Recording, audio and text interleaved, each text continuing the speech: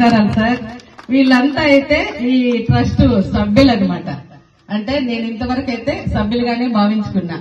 ఈ 5 సంవత్సరాల నుండి ప్రతి సంవత్సరం గాని నేను మర్చిపోయినా గాని అక్క మన ఫంక్షన్ ఎప్పుడు అని మన బాబు, మన మునికుమారు, మన రాజు సారు వీళ్ళంతా నాకు గుర్తు చేస్తూ జ్ఞాపకం పెడుతూ ఉంటారు. ఎందుకంటే ఈ రోజు ఎప్పుడు వస్తుంది అని కాస్తూ ఉంటారు అనమాట. ఎందుకంటే ఆనందంతో మనం ఒక రోజు అంతా కలిసి ఇక్కడ బాగా ఎంజాయ్ గా అవ్వాతాతలతో సేవ చేస్తూ ఉండాలని చెప్పి మన వీళ్ళందరికీ అనమాట. కాకపోతే అందరూ గాని ఫ్రీగానే, కాకపోతే వాళ్ళకి ఏదో చిన్న సహాయమే నేను చేసేది, పెద్ద సహాయం అయితే కాదు. వాళ్ళందరికీ చిన్న సహాయమే నేను చేస్తుండేదైతే. వీళ్ళందరూ అయితే నాకు ఇంతవరకు సపోర్ట్ గా నిలిచిన మా తమ్ముళ్ళందరికీ ఇంకొకసారి గానీ పేరు పేరున ధన్యవాదాలు. నేనైతే ఇక్కడ స్టేజ్ మీద ఉన్న వాళ్ళు గాని నాకు ప్రతి సంవత్సరం గాని సలహా సూచనలు ఇచ్చిన పెద్దలు వీళ్ళంతా ఏ సంవత్సరం గానీ మిస్ కాకుండా వచ్చినారు. కొత్తగా అయితే మన అన్న అయితే హిందూపురం అన్న వచ్చినారు ఇప్పుడు కొత్తగా. తర్వాత అన్న అయితే పాటే కొత్త ఏం కాదు. ఇంకా మిగతా వాళ్ళంతా అయితే మనకి ఎప్పుడు ప్రతి సంవత్సరం వచ్చి వాళ్ళ సలహా సూచనలు నాకు ఇస్తూ నాకు ఏదైనా నా తోడు నీడుగా చెప్తూ ఉన్నారు మా పెద్దలు అనమాట వీళ్ళందరి. మనకైతే ముఖ్యంగా ట్రస్ట్ వార్షికోత్సవం జరుపుకునే దానికైతే 2 మాటలే చెప్తాను.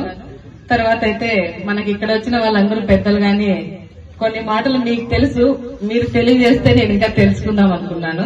మీరు పెద్దవాళ్ళు మాట్లాడితేనే బాగుంటుంది అనుకుంటాను. నేను తక్కువలోనే ముగిస్తాను.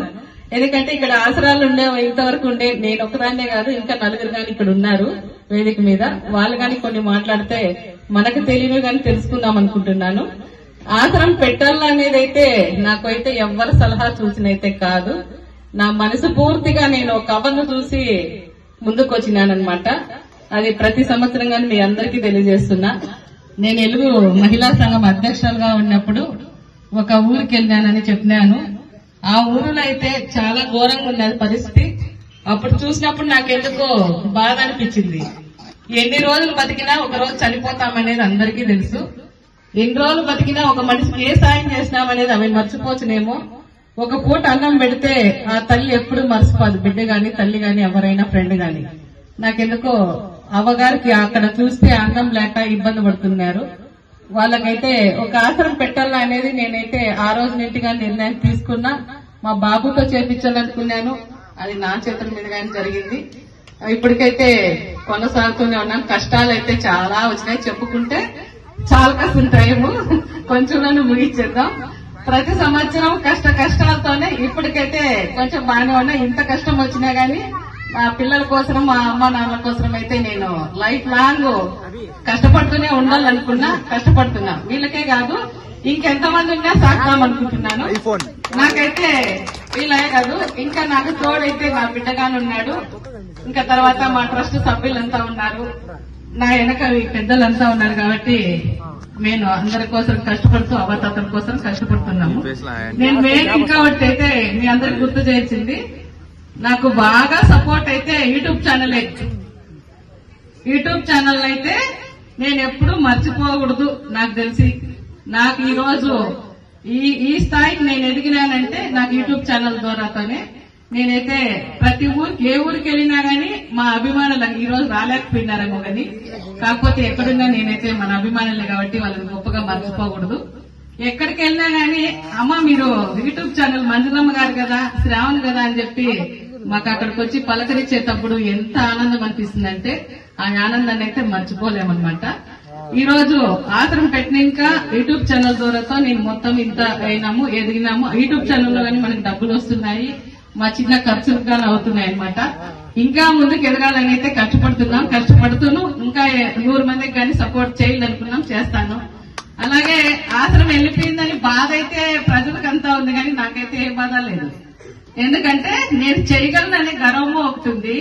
నేనేం నా బిడ్డ కోసం చేయలా, మా అమ్మా నాన్న కోసం చేస్తున్నా కాబట్టి నాకు ఆ భగవంతుడు ఖచ్చితంగా ఆశీర్వాదాలు ఇస్తారనే గర్వం అయితే నాకుంది.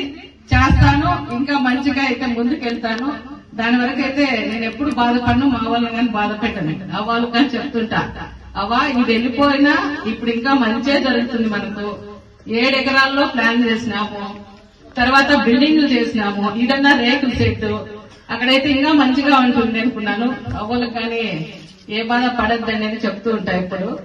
కానీ భగవంతుడు ఎప్పుడో ఒక రోజు మనకంటే ఉంటారనేది తెలుసుకున్నాం కాబట్టి దేవుడే వస్తాడు, మంచి జరుగుతుంది.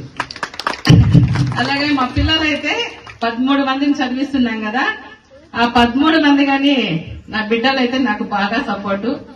అలాగే నా బిడ్డల కోసం గాని నేను బాగా కష్టపడి బాగా చదివిందనుకున్నాను పిల్లలతో గాని. ఇంతవరకు అయితే బాగా చదివిస్తున్నా, ఇప్పుడు గాని చదివిస్తాను. అదైతే మన పిల్లల అదృష్టాన్ని ఎట్లుందో తెలియదు వాళ్ళ రాతలు. కానీ నా బాధ అయితే నేను కష్టపడి చదివిస్తూనే ఉంటా, కానీ వాళ్ళ రాతలు ఎట్లున్నాయో భగవంతుడంతా చూద్దాం అదంతా ఏం జరుగుతుందో. అలాగే ఇంకా నాకు బాగా సపోర్ట్ అయితే నా బిడ్డ అయితే చెప్పుకోలేను నేను, ఎందుకంటే తన బిడ్డను తన పొగుడుకుంటే ఇంకోలాగా ఉంటుంది కదా, అందుకని తక్కువలోనే చెప్తాను. ఇప్పటి వరకు అయితే మేడం చెప్పినట్లు ఎక్కడో జాబ్ చేస్తూ ఎక్కడో పెరగాల్సిన పిల్లోడు ఆ పిల్లోడైతే నేను ఇంతవరకు గానీ మంచి కాలేజీలోనే చదివించినాను, మంచిగానే ఉన్నాడు. కానీ ఇప్పుడైతే నాన్న నీకు జాబు ముఖ్యమా అవాతాతలు ముఖ్యమా అంటే ఒకటే చెప్పినాడు. నాకు ఆ రోజు హెల్త్ బాగాలేదు, ఒక అవ్వకు సీరియస్